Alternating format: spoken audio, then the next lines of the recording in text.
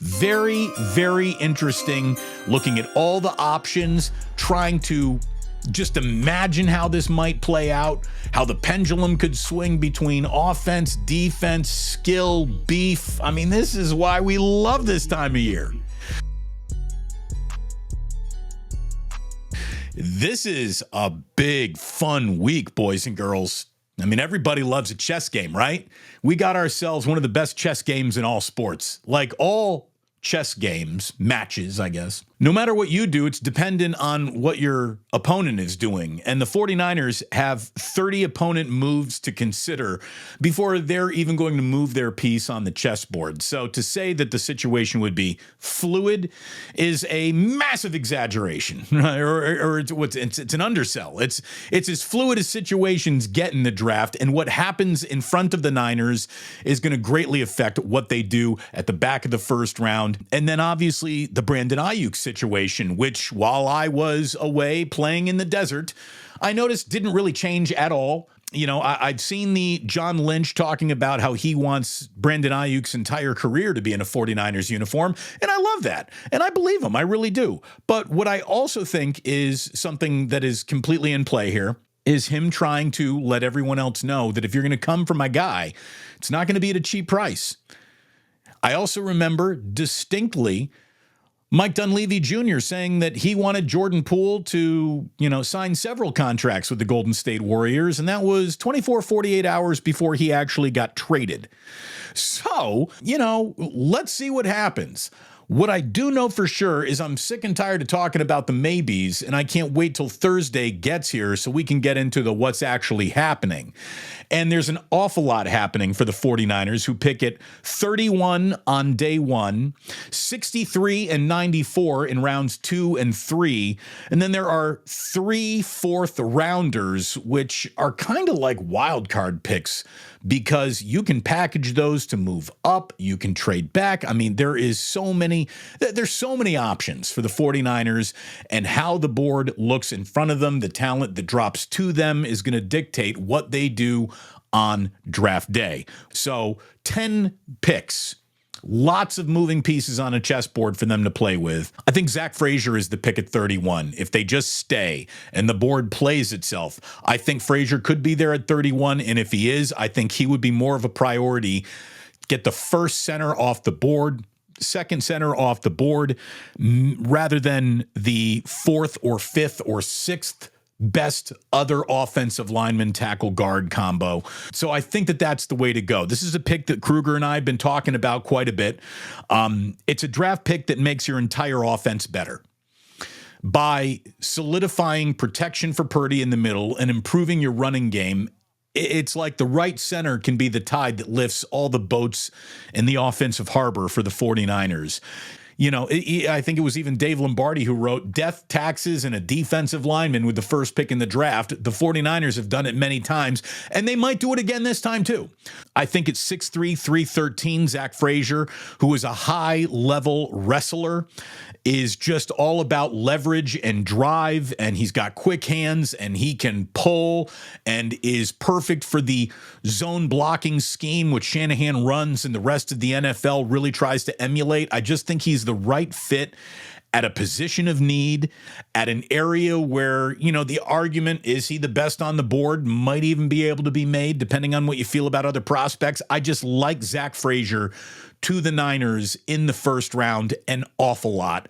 And I think that they would too if they had the opportunity to do it. I did see Dave Lombardi has defensive end Darius Robinson from Missouri as the first round pick for the 49ers, a guy who produced and played very well, 8.5 sacks in the SEC, 14 yards, 14 tackles for loss, by the way, also last season. Johnny Newton from Illinois is who Barrows has, so another defensive lineman. And those two guys are absolutely smart, connected 49ers insiders, both Lombardi and Barrows. I respect their work very much. I think that they could be right, but I also think that those positions were addressed a bit in the offseason. When I look at Johnny Newton, player that I like, he's got an awful lot of qualities. I think he's got a comp to Javon Hargrave. Do you need another Javon Hargrave?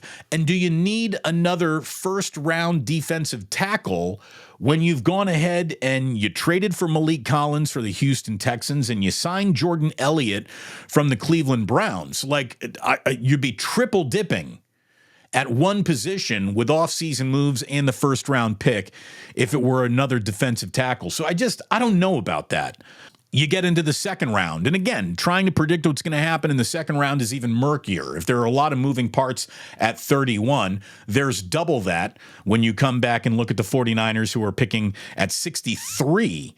The second rounder, this is where a temptation could absolutely dictate what the 49ers do. And to me, there are a few tempting players that I think are going to be on the board out there for them. The wish list is a player that we've been talking about, South Carolina receiver Xavier Legette. I just think that Kyle could be very tempted to take him.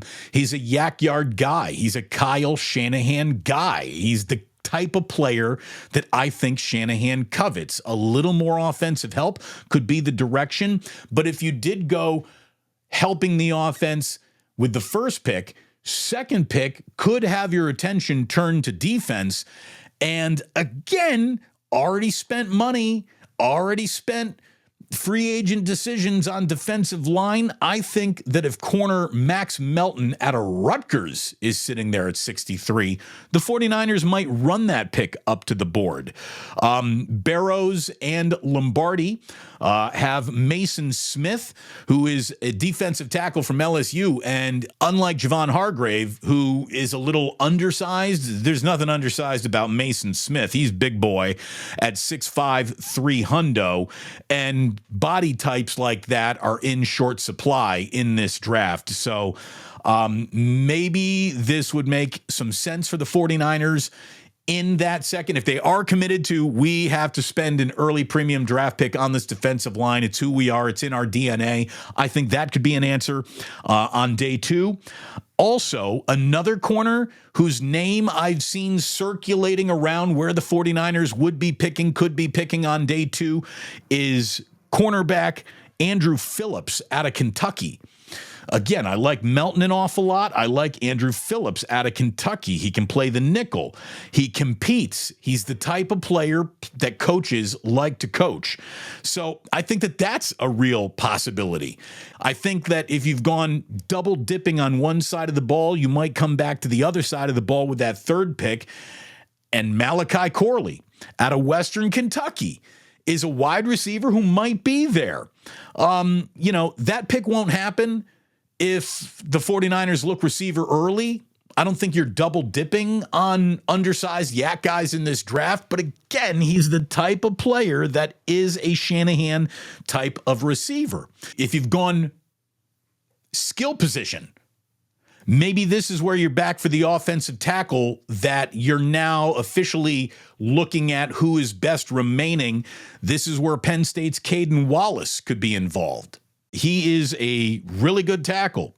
49ers have sent an awful lot of scouts to Happy Valley in recent years, so they're going to have a good working understanding of him. Again, if you've gone all beef and you're looking for a little value at a skill position here, I've been talking about Roman Wilson, the 6-foot-tall, 192-pound wide receiver out of Michigan, who I think, again, he's one of those guys who's blocks in the running game on a level that Kyle Shanahan just demands of a wide receiver. He also battles at the point of the catch, and I think he would fit with the 49ers. So very, very interesting looking at all the options, trying to just imagine how this might play out, how the pendulum could swing between offense, defense, skill, beef. I mean, this is why we love this time of year. I saw ESPN's Matt Miller, who's a former scout draft analyst for them.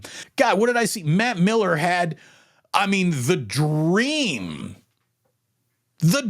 coming through for the 49ers. So my crush is Amarius Mims, the tackle out of Georgia. Like, I was doing videos on him weeks ago to the point where he's probably gone 18, 20, 25, somewhere in there.